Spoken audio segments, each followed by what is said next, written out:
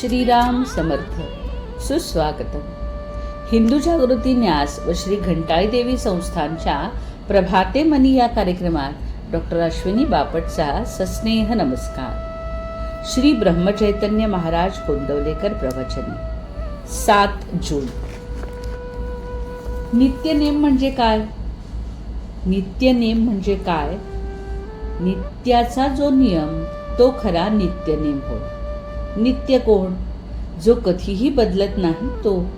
याचा अर्थ जो पूर्ण शाश्वत आहे तोच खरा नित्य होय. म्हणून नित्य भगवंत समजावा. त्याचा नियम करायचा म्हणजे काय करायचे? नियम करणे याचा अर्थ नियमन करणे, निग्रह करणे, वश करून घेणे, स्वाधीन ठेवणे हा होय. आपले मन भगवंताच्या स्वाधीन करणे, त्याच्या ठिकाणी ते नेहमी ठेवणे याचे नाव नित्य नियम होय. आजच्या आपल्या मनाच्या अवस्थेमध्ये जे सर्वस्वी भगवंताच्या स्वाधीन करता येत नाही आणि देह हा जड अशाश्वत असल्यामुळे देहाने नित्य आणि शाश्वत अशा भगवंताचा नियम घडणे शक्य नाही. म्हणून देहाने घेता येत असून देहाच्या पलीकडे असणारे आणि सूक्ष्म असल्यामुळे भगवंताशी शाश्वत संबंध असणारे असे भगवंताचे नाम अखंड घेणे हा आपला खरा नित्य नियम आहे. इतर सर्व गोष्टी, शास्त्राची बंधने, पोथी वगैरे वाचणे, स्नान संध्यादी नित्यकर्मी वगैरे पाळावी, पण त्याचा हट्ट वा आग्रह असू नये. कोणत्याही अवस्थेमध्ये भगवंताचे नाम मात्र सोडू नये एवढाच हट्ट क्षम्य आहे. शुद्ध भावनेने नाम घेतले की भगवंत दर्शन देतोच. शुद्ध भावनेचे फळ फार मोठे आहे. पुष्कळ वेळा गरीब आणि अशिक्षित लोकच या बाबतीत श्रेष्ठ असतात. आपण नाम घेत जावे, नामाने भावना शुद्ध होत जाते. खरे म्हणजे मनुष्याला जिवंत राहण्यासाठी हवेची जितकी जरुरी आहे तितकीच, किंबहुना त्याहूनही जास्त जरुरी परमार्थामध्ये भगवंताच्या नामाची आहे. भगवंताच्या नामाशिवाय न राहण्याचा संकल्प प्रत्येक माणसाने केला पाहिजे. भगवंत हट्टाने किंवा उगीच केलेल्या कष्टाने साध्य होत नाही. तो एका प्रेमाने वश होतो. प्रेमामध्ये हट्ट आणि कष्ट झाले तर शोभतात आणि हिताचे होतात.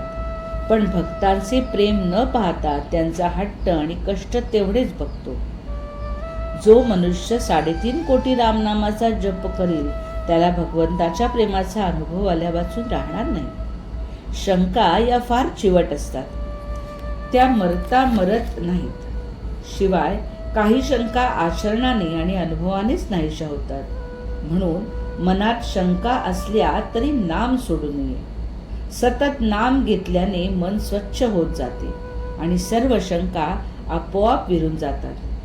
लंकेमध्ये रावणाच्या बंदिवासात अशोकवनात सीता असताना तिच्या सान्निध्याच्या प्रभावामुळे तिथली झाडे, पक्षी, दगड या सर्वांना रामनामाचे प्रेम लागले होते असे वर्णन आहे.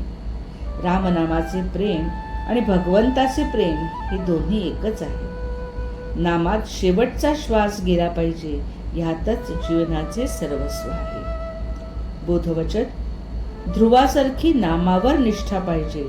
प्रत्यक्ष भगवंत समोर आले तरी त्याने नाम सोडले नाही. 7 जून. आजचा हिंदू कर्तव्य दिन विशेष.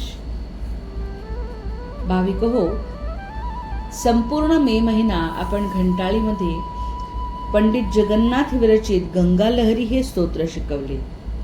आज 7 जून ते 16 जून आपण मंदिरामध्ये गंगा दशहरा साजरा करणार आहोत. यामध्ये गंगा लहरी स्तोत्र तसेच अन्य स्तोत्रांचे व विविध कार्यक्रमांचे आयोजन केले आहे. आपण अवश्य या सगळ्या कार्यक्रमांना उपस्थित राहा.